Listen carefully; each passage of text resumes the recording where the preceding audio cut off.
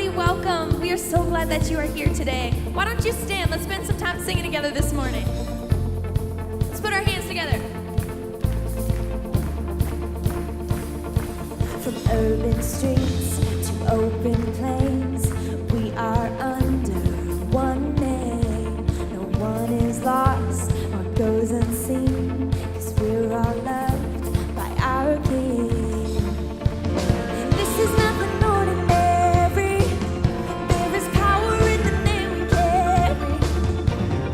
Every nation, every tongue, welcome to the kingdom.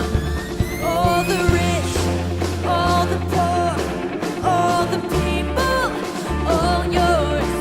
We are daughters, we are sons, more than mortals.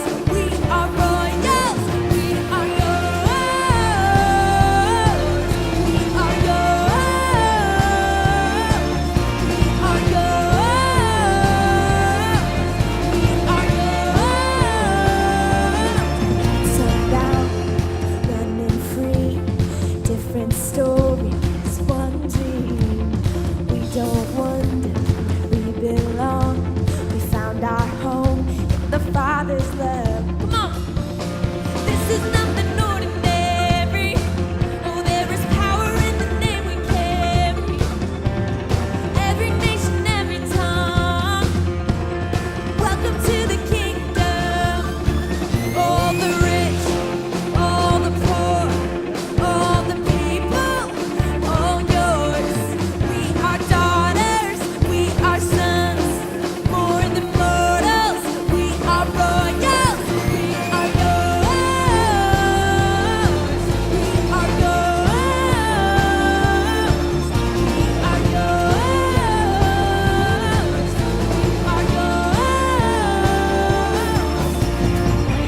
Don't matter where you come from. Everyone is welcome in the kingdom. Don't matter if we're broke or broken. In your love we have found our freedom. Come on, let's put our hands together.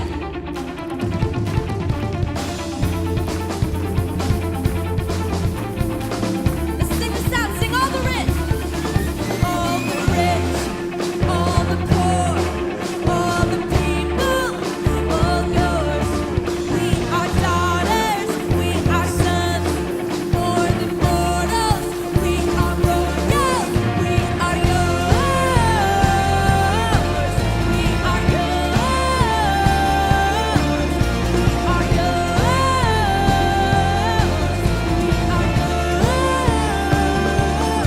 We are yours.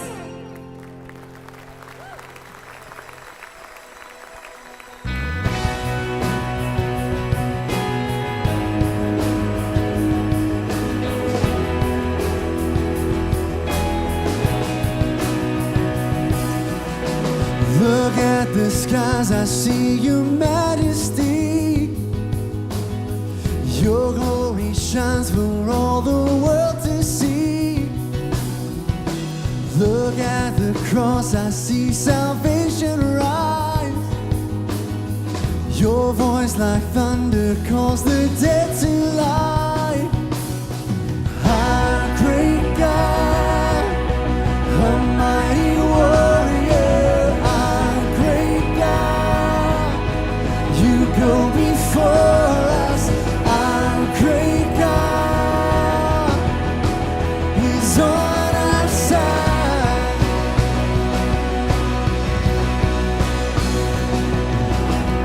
Through every storm and in the rising sea, we will not fear, you stand in victory. Here in the light we cast aside our shame. We are free to glorify your name. Our great God, a mighty warrior, our great God.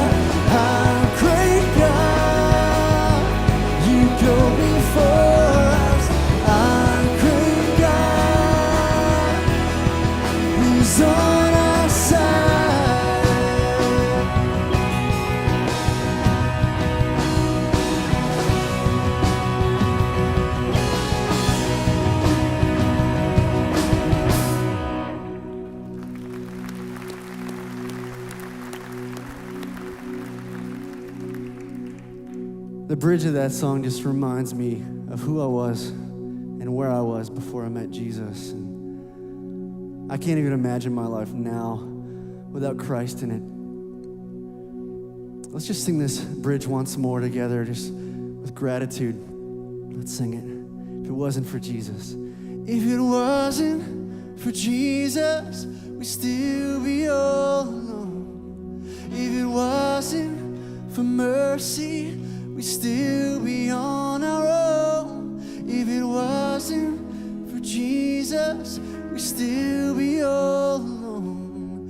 If it wasn't for mercy, we'd still be on our own. If it wasn't for Jesus, we'd still be all alone. If it wasn't for mercy, we'd still be on our own. If it wasn't for Jesus, we'd still be all alone. If it wasn't for mercy, we'd still be on our own.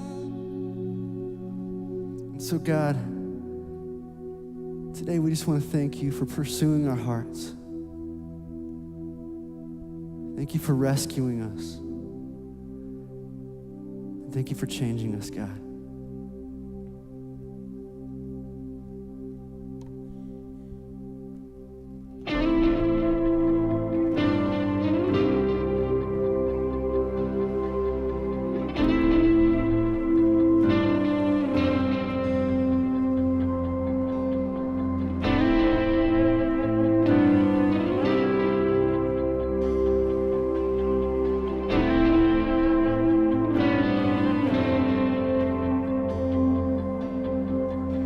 We are lives being changed by Christ.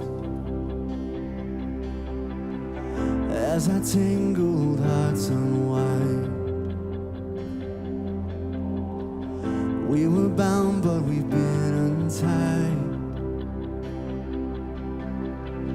by a love we could never find. That we are found in you. Jesus, you're the one who saves us. Take our lives and change us, all for you. Jesus, there's no other Savior. We are bought and paid for because of you.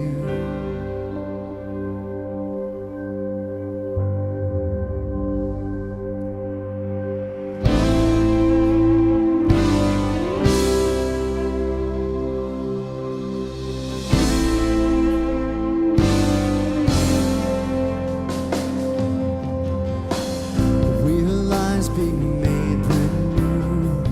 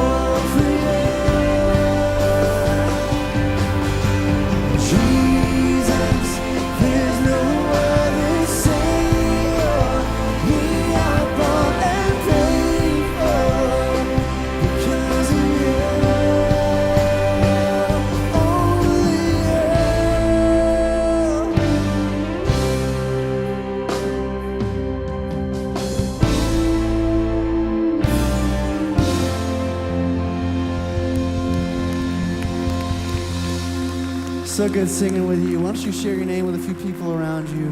Make each other feel welcome, then you can have a seat.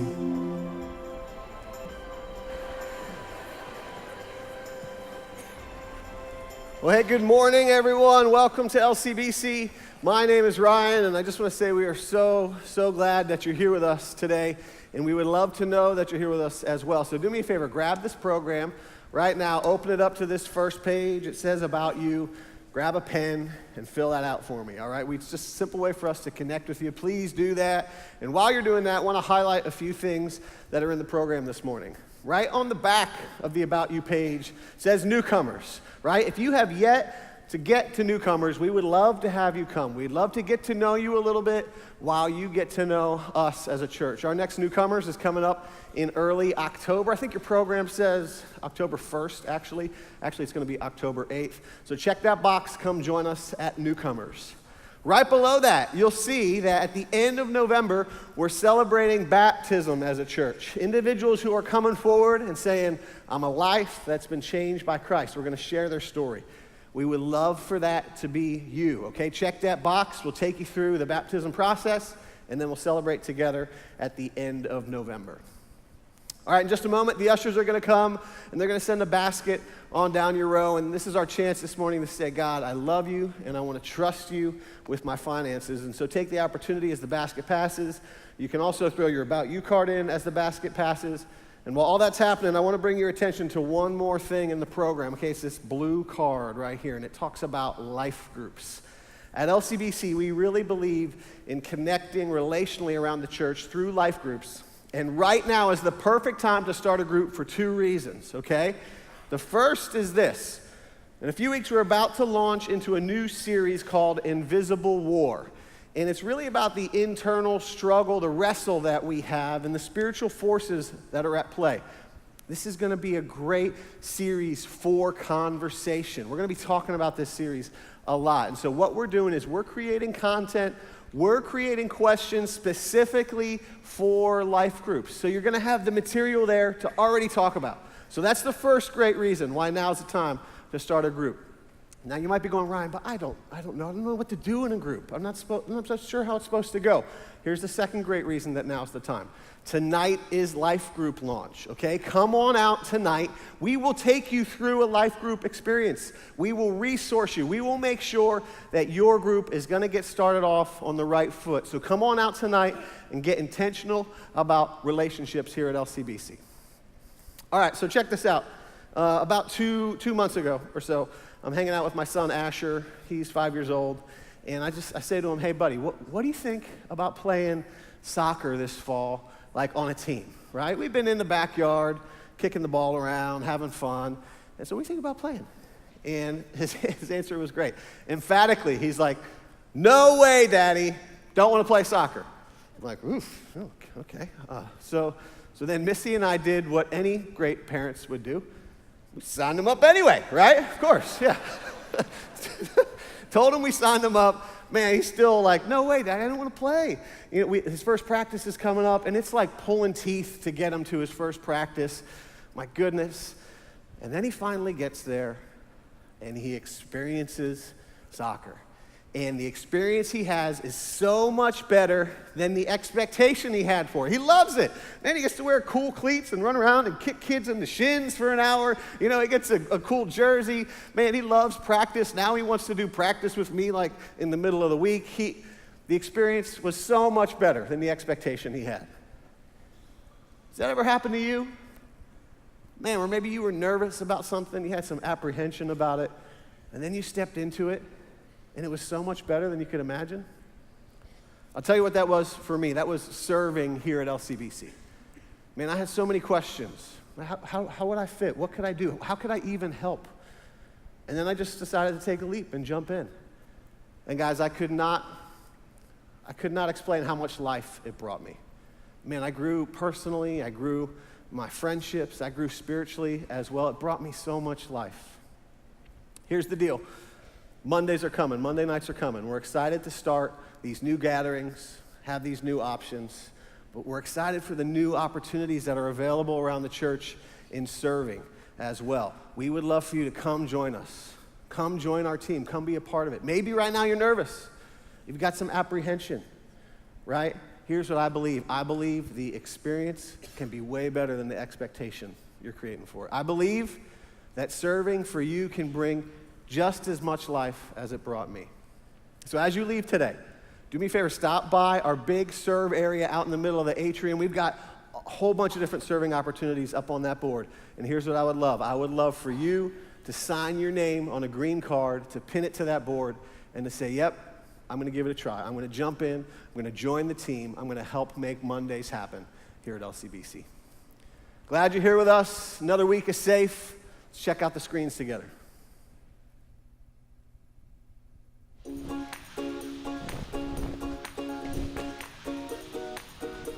Well, what do you think? You can take your pick. It's perfect for you. Do you have anything bigger?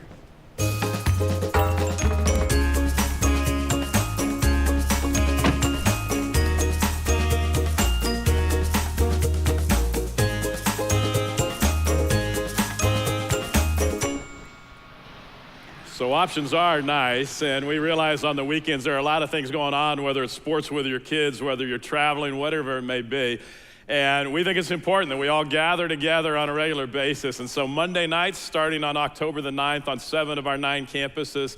And so if it fits your schedule, love to have you check that out. Love to have you be involved with us on Monday evenings.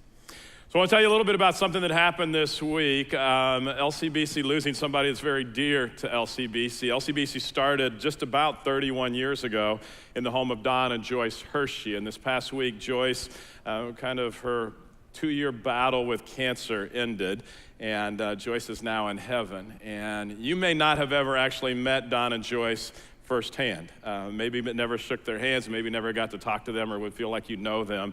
But you need to know the fact that you're here, you are kind of the result of Don and Joyce and their lives and their graciousness and their generosity over years and years of being a part of LCBC. And so definitely going to miss Joyce and just her presence here at LCBC. And Monday afternoon at 4 o'clock in Mannheim, we'll be gathering and just celebrating Joyce's life. And if you're so inclined, then be more than happy. You're more than invited to come and join us for that celebration.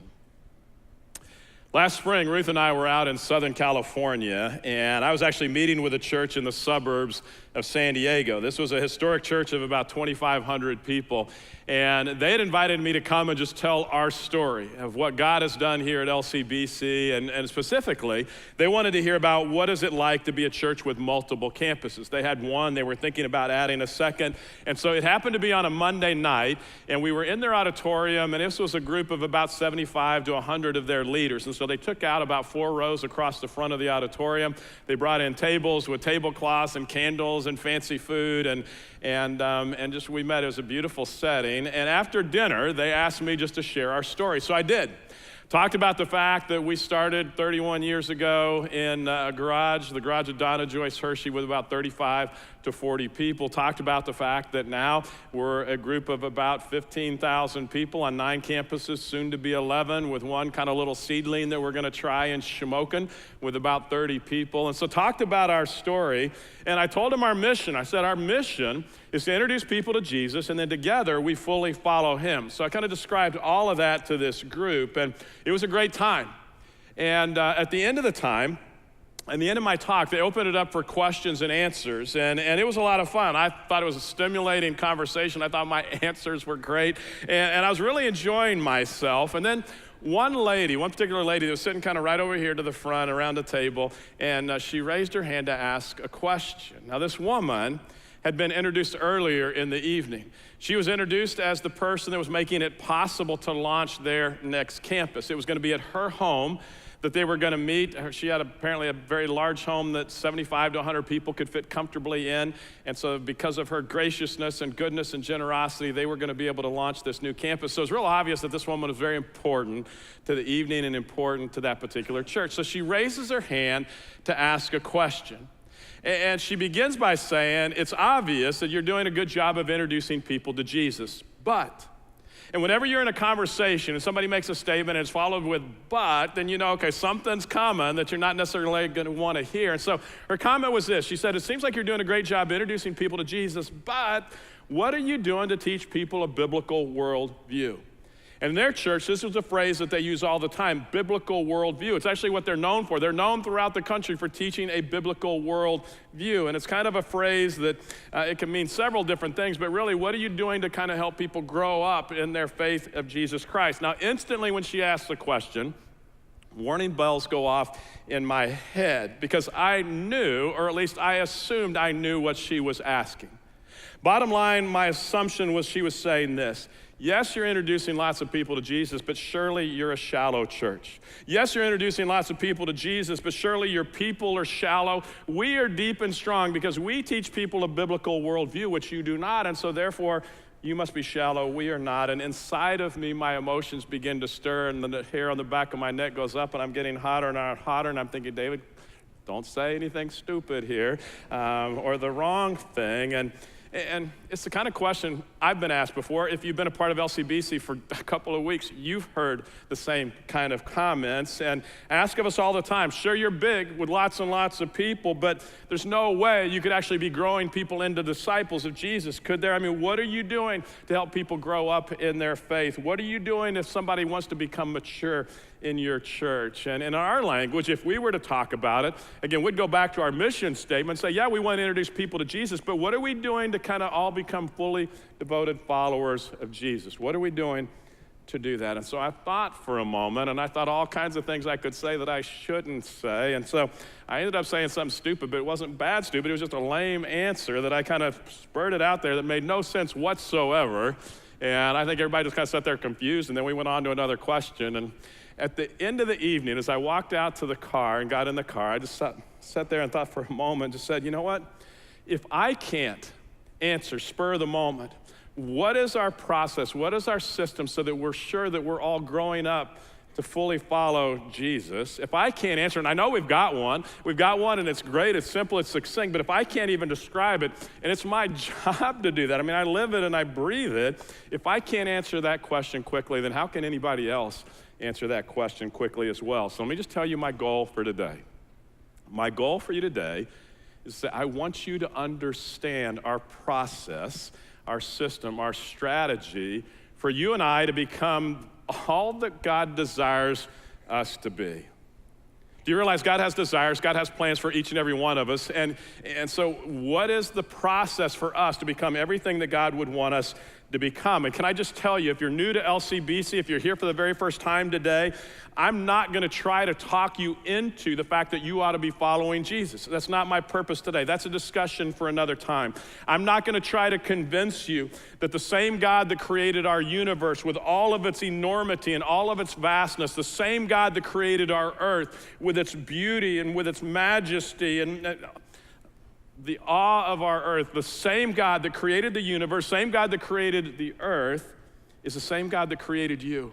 And that God that created you has made you unique, and he's made you special, and he's made you different, and he has desires for you of what he wants you to become.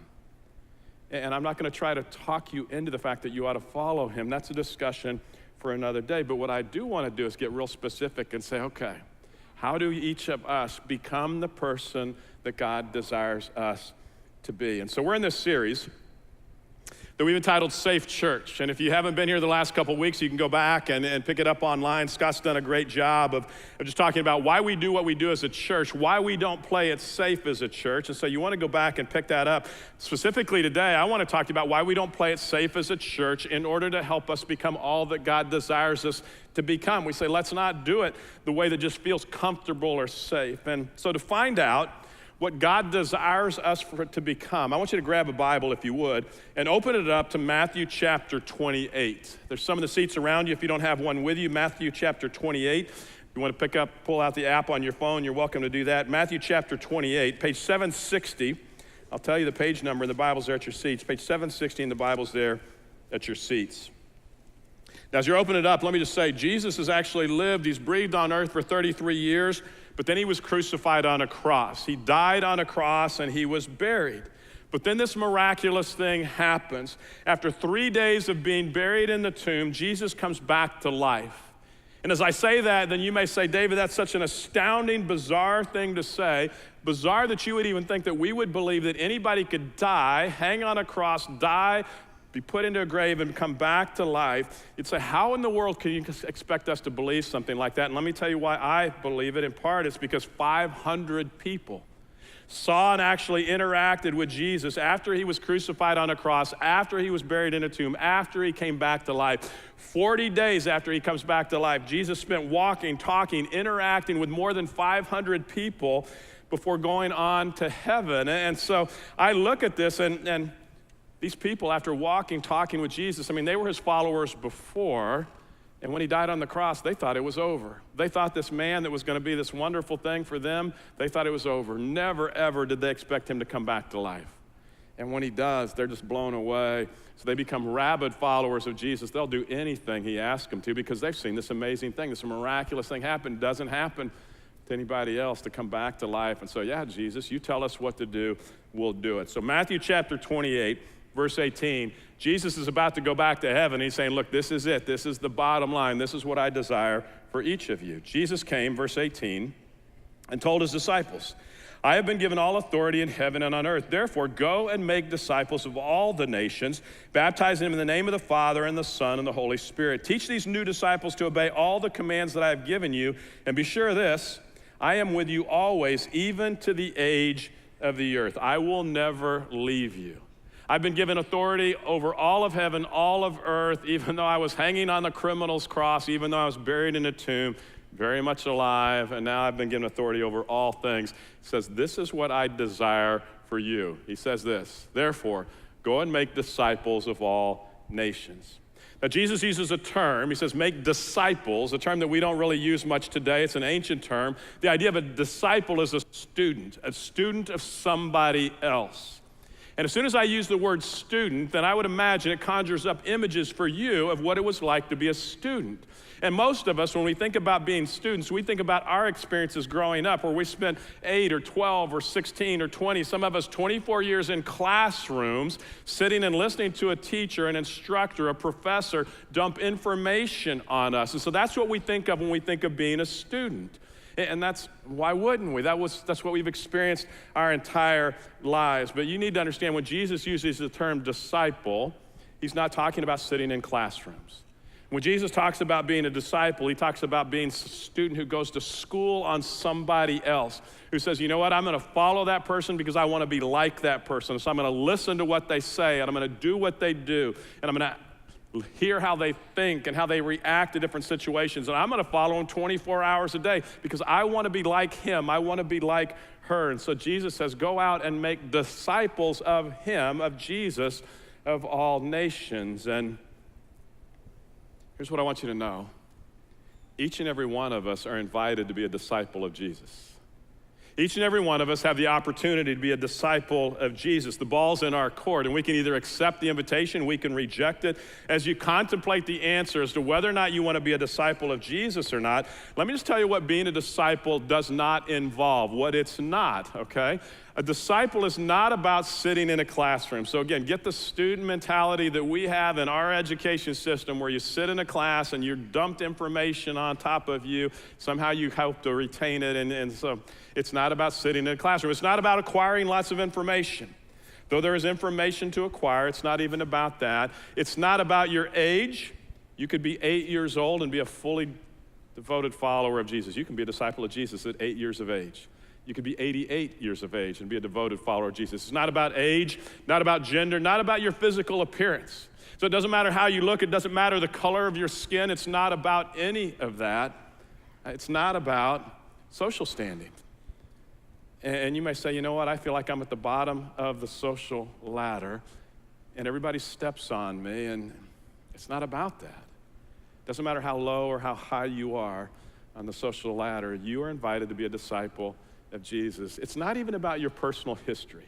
It's not even about the baggage that you carry. And my guess is a lot of us are carrying lots of baggage, a lot of history. And you say, David, if you knew my background, if you knew some of the things that had happened to me, if you knew some of the things that I had done, if you knew what I was even doing right now, you wouldn't say that I'm invited to be a disciple of Jesus. And you know what? You need to understand, to be a disciple of Jesus, these things don't matter. It doesn't matter about your baggage. It doesn't matter about that at all. And it's not about what you know, but it's about what you do with what you know. And so you may not know a whole lot yet, but it's about what you do with what you begin to learn and what you begin to pick up. And so all of us are invited to be a disciple of Jesus. And so for us as a church, we say we want to do everything we can to make us all the people that God desires us to be. And he desires that we be his disciples. And so to do that, as we think about it, we say, okay, so our job is to create environments. Environments where life change can happen, environments where disciples are formed, and that's it. And the reason we say create environments is because I can't change your life. Nobody else can change your life for you. You can't even change your life. You've tried. You've tried to do things and you fall and you stumble again and again. God is the only one that can change your life. And so it's not about what I can do for you or do to you. It's not going to happen that way.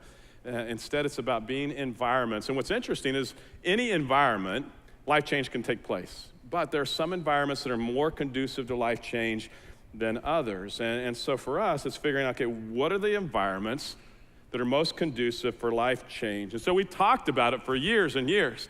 And we wrestled with it and tried to think through what are the necessary environments that are most conducive for life change. And we looked at the Bible and we said, what are the environments the Bible describes and talks about?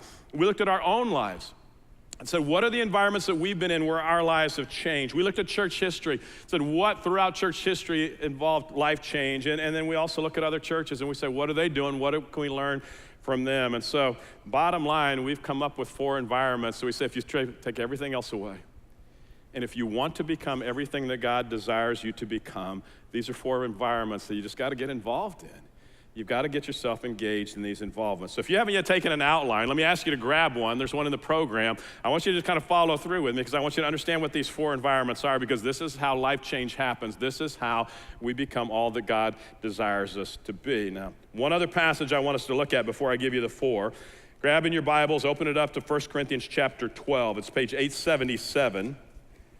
Page 877 there in the Bibles of your seat. The reason why I want you to look at this passage is this. Sometimes I will be in conversations with people and they'll tell me, you know what, David? It's just me and Jesus. I don't need anybody else around me in order to become all that God desires me to be. It's just me and God, just me and God. That's all I need. I don't need church. And oftentimes they'll tell me the reason I don't need church, they don't need church, is because church is hurtful sometimes. Church is broken. Church sometimes has things happen that just don't go well. And it just feels broken. I'm like, of course it feels broken because it's full of broken people and it's full of people that have bruises and bumps. And so sure, there's gonna be bruises and bumps. And so sometimes people's conclusion is, so I'm just gonna stay away from church. I don't need to be a part of church. It's just me and Jesus, me and God. And that sounds nice, but it doesn't work. Because what we begin to discover as you open up the Bible is it's all about relationships, so much so that the Bible actually describes you and me that are a part of church, describes us as a physical body. Just like a physical body, it says there is the body of Christ, and it describes us as the body of Christ. 1 Corinthians chapter 12, let me begin reading in verse 12. Paul's writing this, he says, the human body has many parts, but the many parts make up one whole body. So it is with the body of Christ. That's us. Whenever you hear about the body of Christ, that's us, that's the church. Some of us are Jews, some are Gentiles, some are slaves, some are free, but we've all been baptized into one body by one Spirit, and we all share the same Spirit. We're one. We're tied together, intertwined together relationally. Verse 14, yes, the body has many different parts, not just one part. If the foot said, I'm not a part of the body because I'm not a hand, that doesn't make it any less a part of the body. And if the ear says, I'm not a part of the body because I'm not an eye, would it make it any less a part of the body? If the whole body were an eye, how would you hear? And if the whole body were an ear, how would you smell anything? And he's just saying, look, we're a part of a body. And bodies have lots of different parts, and all of us have a different part to play. Verse 18, our bodies have many parts, and God has put each part just where he wants it. Read that one again. Many parts, and God has put each part just where he wants it. What that means is you and I, as a part of this body, God has designed you. He's created you, made you exactly the way he wants you to be. And you say, why in the world do I have these different characteristics? Why do I have these attributes? Why in the world have I gone through these experiences in my life, God? Why do you let me have these things happen to me? God says, because you're a part of the body, and I've designed you, created you to be a part of the body, to make that body function well. Verse 19, how strange a body would be if it only had one part. Yes, there are many parts, but only one body. The eye can never say to the hand, I don't need you. The head can never say to the feet, I don't need you. In fact, some parts of the body that seem weakest and least important are actually the most necessary. Some parts, he says, they're the most important parts of all. And the parts we regard as less honorable are those that we clothe with the greatest care. So we carefully protect those parts that should not be seen, while the more honorable parts do not require this special care. So God has put the body together in such that extra honor and care are given to those parts that have less dignity. This makes for harmony among the members so that all the members care for each other. If one part suffers, all parts suffer with it. And if one part is honored, all parts are glad. All of you together are Christ's body, and each of you is a part of it. Bottom line, he's saying, look, the church, us, we are the body of Christ. And all of us have a part to play. And all of us have a role, a part in the body. And it's not about what part you are as far as compared to anybody else. It's just God has designed you to be a particular part. And so it's because we're intertwined. The head can't say, I don't need the feet. All of this comes together. And we all come together. And so we're intertwined. And so if we're going to become all that God desires us to be, it involves the church and being intertwined. You can't say, you know what, I'm just going to go off and do my own thing. You can, but it doesn't work. You'll not become all that God wants you to be. And so here's what we came up with as we talk about what are the 4 environments that are necessary for us to become everything that God wants us to be. The first environment, as we looked, we said there's got to be a time when the body all comes together, where we all come together and we have opportunity to kind of talk to God and say, God, you're so amazing. God, I struggled this week, but you're an incredible God. You're a mighty warrior. You're for me. You're not against me. And so we talk, and for us, we come together and we sing. And the reason we sing as much as we do is it's just an opportunity to express to God our love and appreciation to him. So I hope what happens to you when we sing often is the fact that as you sing a song, you go, man, that's exactly what I love about God. And so you're singing to him and you're saying, God, this is what I love about you. Or sometimes maybe you're hurting and we sing a song and it describes the hurt and the pain, and God, that's exactly how I'm feeling right now.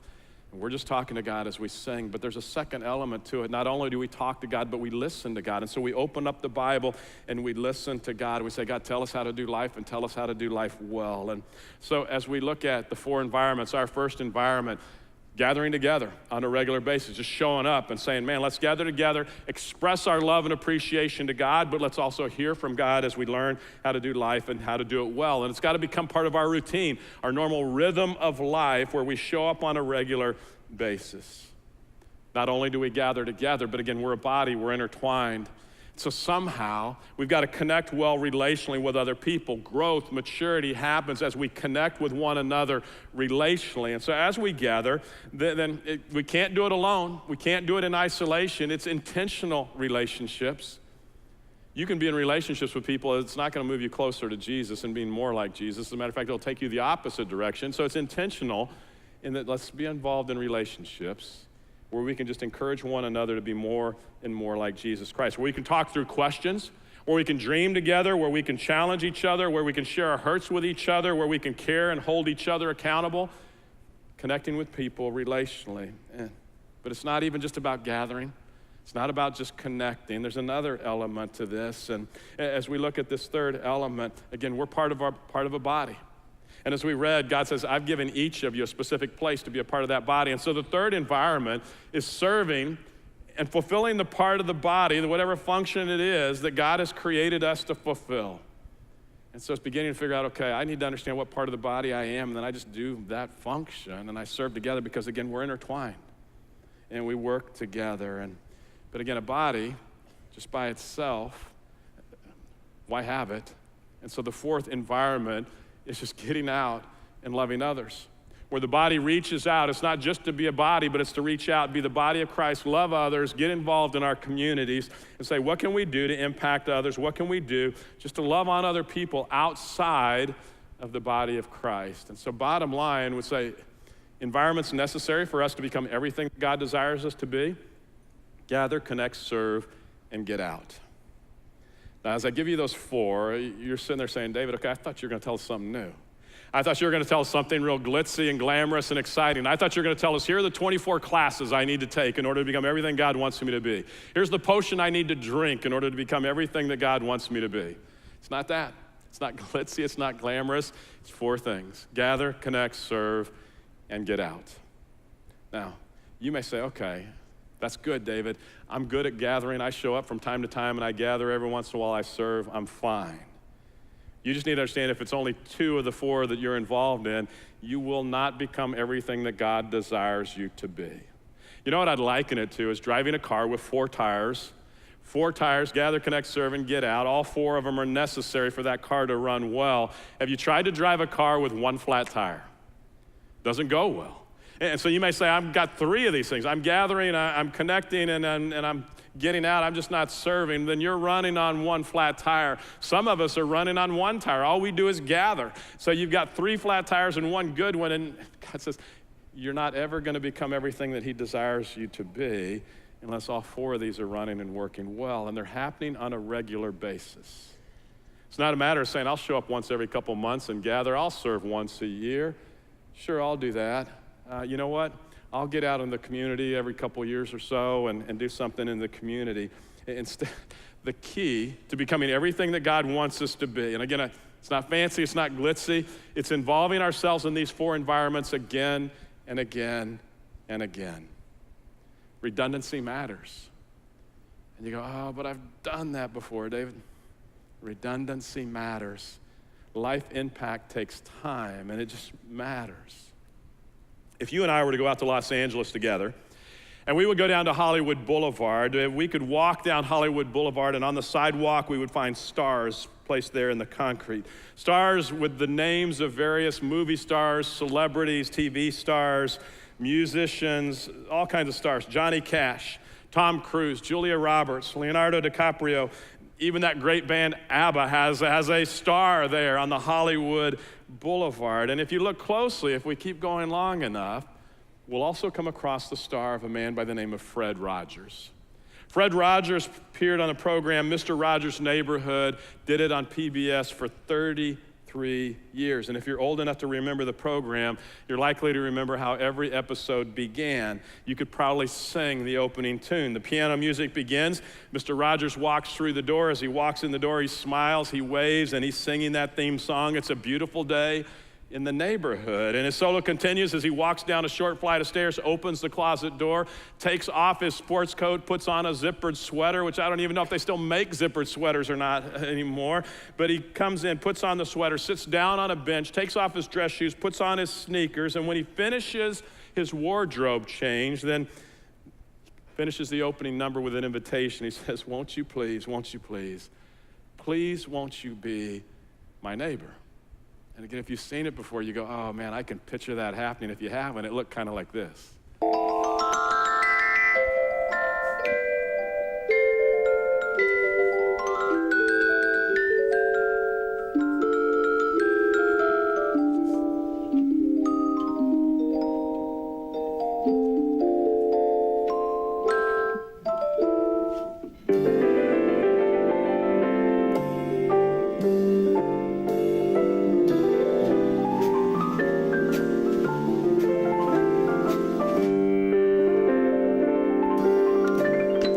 It's a beautiful day in this neighborhood, a beautiful day for a neighbor.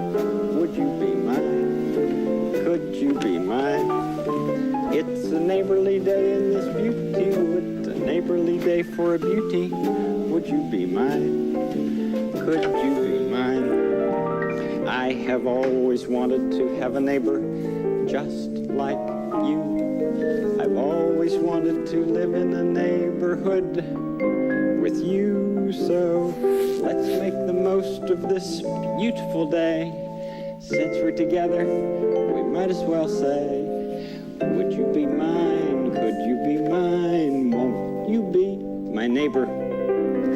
Won't you please? Won't you please? Please won't you be my neighbor? Ever drop your shoes when you're putting them on? Well, you just pick them right back up again. 33 years. 1968 to 2001, same thing, again and again and again. Talk about redundancy. I mean, don't you think somewhere along the way he's going, okay, you know what, I've done this now for 8 years.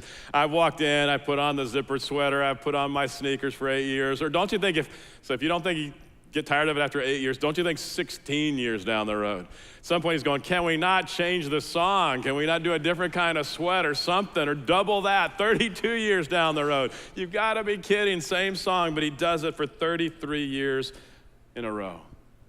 But what's interesting is it doesn't go unnoticed, and people are impacted hugely by it. It's to the point where he won all kinds of awards. Let me just mention a couple.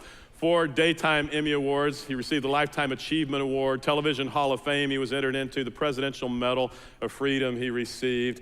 And why did he get all of those? It's not because they were just kind of computer graphics that were slick that they were using. It's not about just kind of computer imaging that he was using. He used sock puppets, and it was Fred Rogers himself. It was his hand doing most of those sock puppets. And so what was it about it? Why all the accolades? Why all the notoriety for Fred Rogers? And I think it's just because he had this passionate commitment of doing the same thing again and again and again. He won it because of passionate longevity, where he was just making a difference, hanging around for a long time, doing the basic things, and all of a sudden he begins to make a difference in other people's lives. And it's those little things that we do again and again that begin to matter. And even when nobody else notices, even when nobody else is paying attention, even when nobody else is saying, hey, way to go, attaboy, doing that. And we involve ourselves in these 4 environments that are conducive to life change.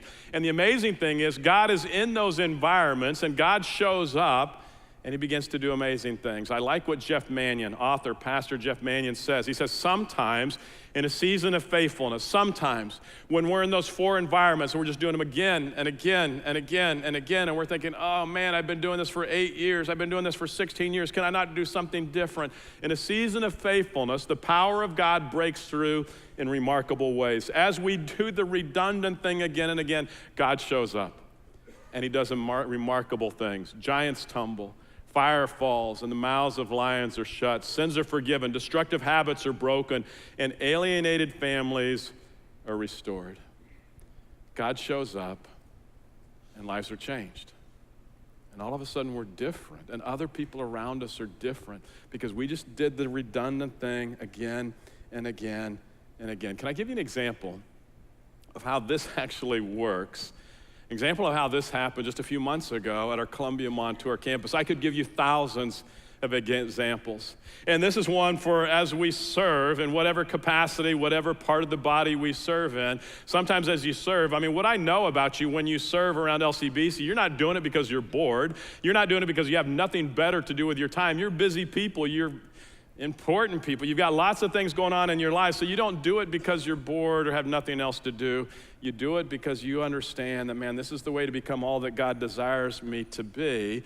You know this is how you make a difference. And so as you serve, you show up and you just do it again and again, and then God shows up and he does remarkable things in remarkable ways. This is an example from actually Angie. Angie is our KidMin director at our Columbia Montour campus, and she sent me this email a few months back. She said, I just got back from having coffee with a woman that was invited to LCBC a few months ago by a coworker. As we sat there for 2 hours, she shared her life story with me, and I had to fight back tears as she shared what her experience was like walking into our campus for the very first time. So she said, I'm sitting across the table from this woman that was invited to come to LCBC. This woman is just kind of saying it was so hard to walk in the doors for the very first time. This woman said, as she sat in the parking lot of our campus, she was paralyzed with fear of not being accepted, not being good enough to walk through our doors. She told herself that if she just got through one gathering, she didn't have to come back. So she said, I was scared to death. Are they going to accept me? Are they going to reject me? Am I good enough? Am I able to walk in? So after a long time of sitting in her car, she mustered up enough courage to walk in. But then she shared the overwhelming sense of welcome and love she experienced from every single person she encountered. She said as if we were expecting her. Like, oh man, here's somebody. Here's the part that blows me away though. And as she and her son, she's a single mom with a young son, as she enters the kid area, she shared how it was the very first time she had ever felt like people were actually happy to see her and her special needs son who was with her. and were genuinely excited to get to know him. Can you imagine that? Here's a single mom with her special needs son. She said, I walked into an environment for the very first time that she could ever remember where her son, where people were actually genuinely excited to meet him and to know him. She said as she walked back up to the main gathering, she couldn't stop the tears because for the very first time in a long time, she felt loved and accepted. Without even hearing the message, she knew she was coming back the next week because she wanted to know more about this church that was filled with people who were so loving. That's this. We just kind of show up in those four environments. We just kind of love people, and then God shows up and he does his thing. And walls are broken down, and chains are broken, and people that felt unaccepted before are just loved, and all of a sudden you go, oh man, God is doing amazing things. And it happens in the redundancy. The same thing again and again and again. Fred Rogers, I mentioned, received the Lifetime Achievement Award, and so I want you to see his acceptance speech. As he receives his award, there's one phrase that I love that he says in this speech. Watch Fred Rogers. Ladies and gentlemen, the best neighbor any of us has ever had, Fred Rogers.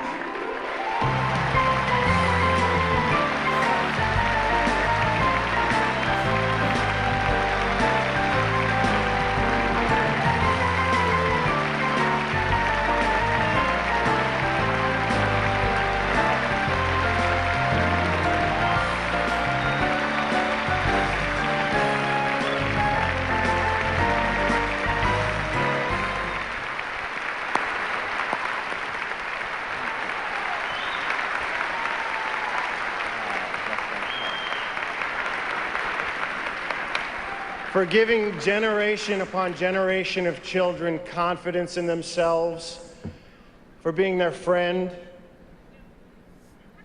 for telling them again and again and again that they are special and that they have worth. It is my honor, on behalf of everyone here and on behalf of the millions of children whose mornings you have brightened with your kindness, to present you with this Lifetime Achievement Award.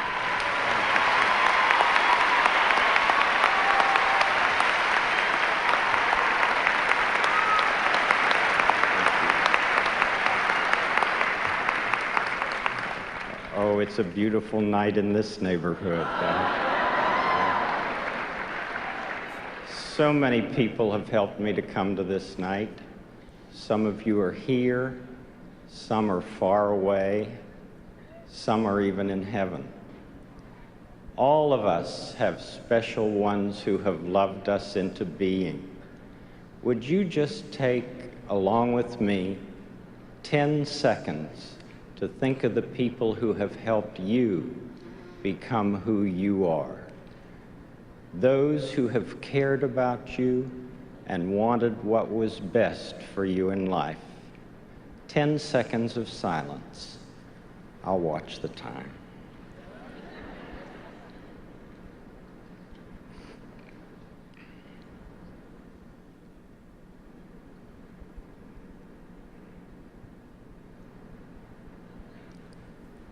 Whomever you've been thinking about, how pleased they must be to know the difference you feel they've made. You know, they're the kind of people television does well to offer our world.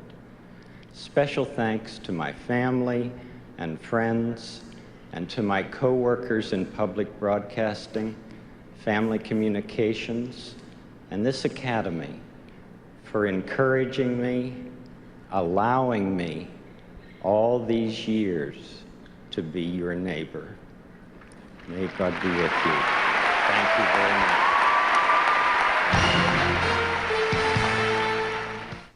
One phrase that he says that I love. Some of you might have missed it because you were so wrapped up watching the soap opera stars from 20 years ago, but this is a phrase that I love. All of us have special ones in our lives who have loved us into being. And you know that's true. I know it's true.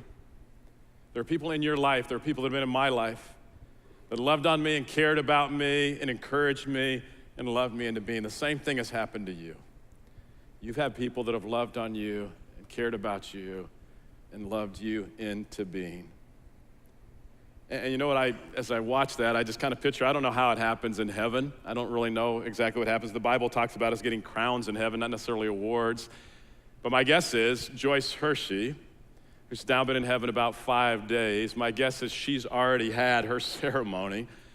And she received, if they even have them, a Lifetime Achievement Award because she was somebody special that loved other people into being.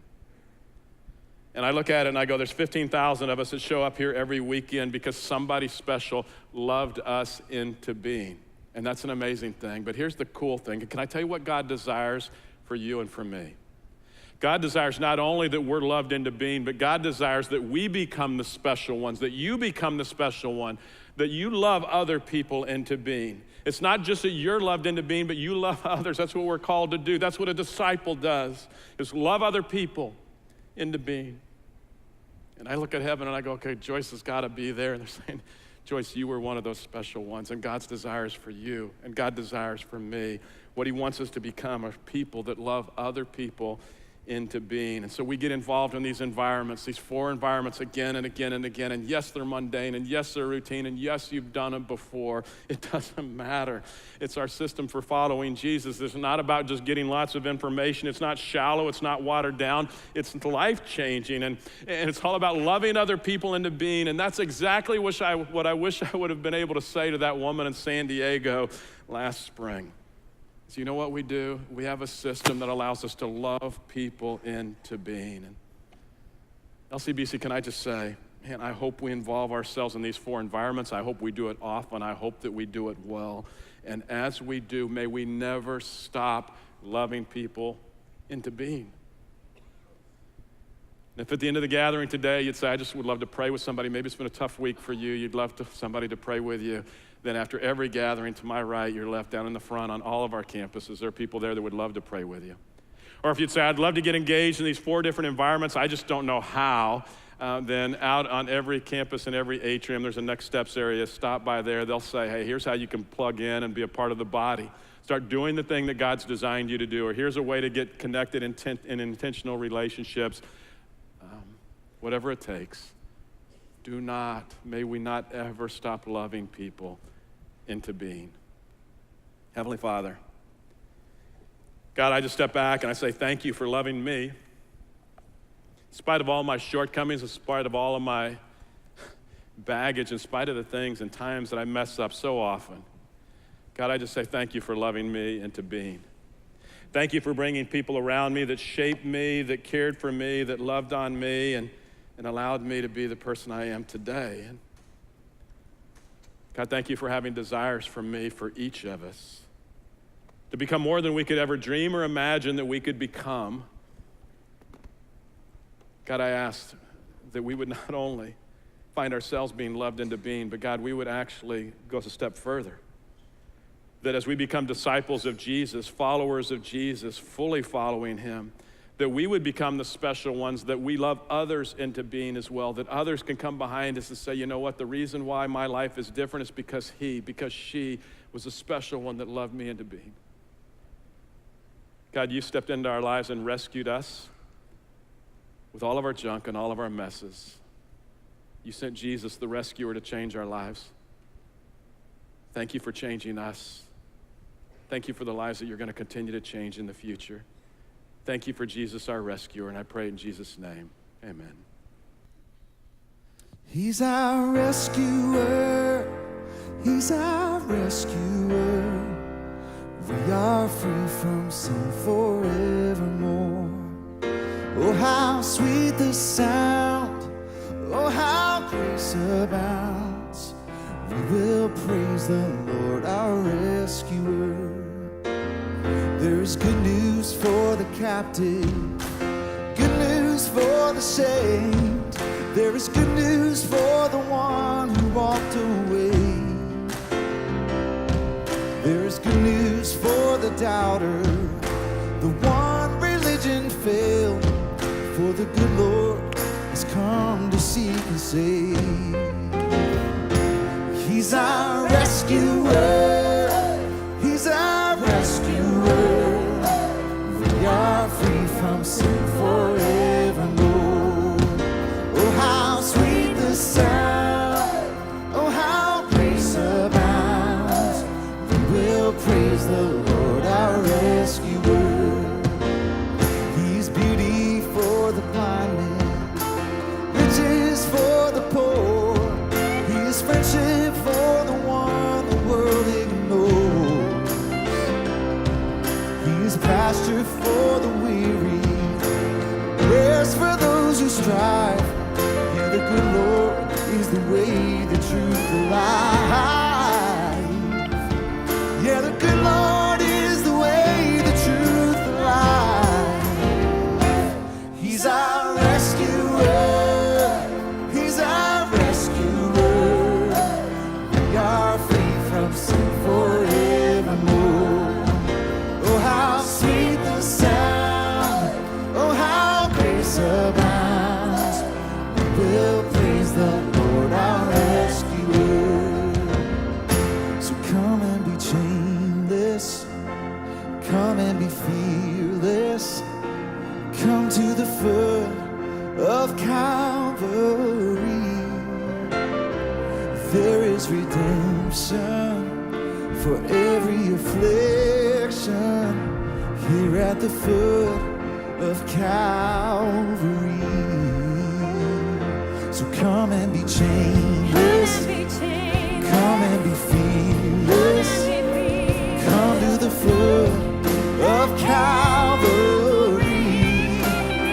Oh, there is redemption for every affliction here at the foot of Calvary. Oh, he's our rescuer. He's our rescuer. We are free from sin forevermore. Oh, how sweet the sound. Oh, how praise abounds. We will praise the Lord our rescuer. We will praise the Lord our rescuer.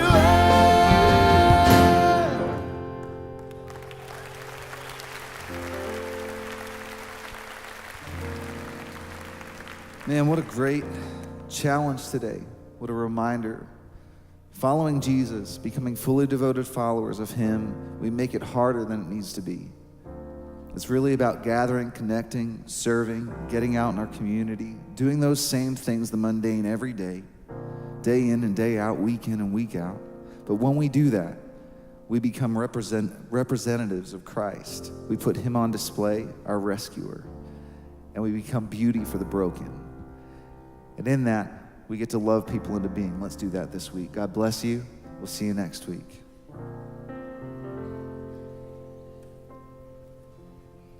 So come and be chainless.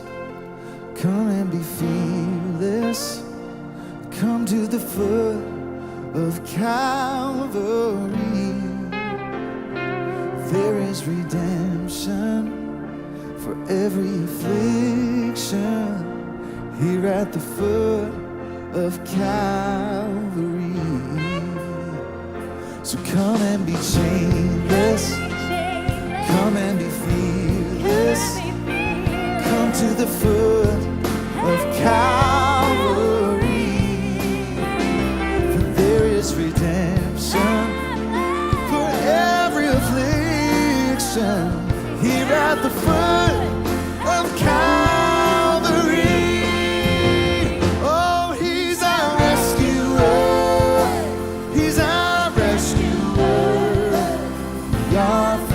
Sin for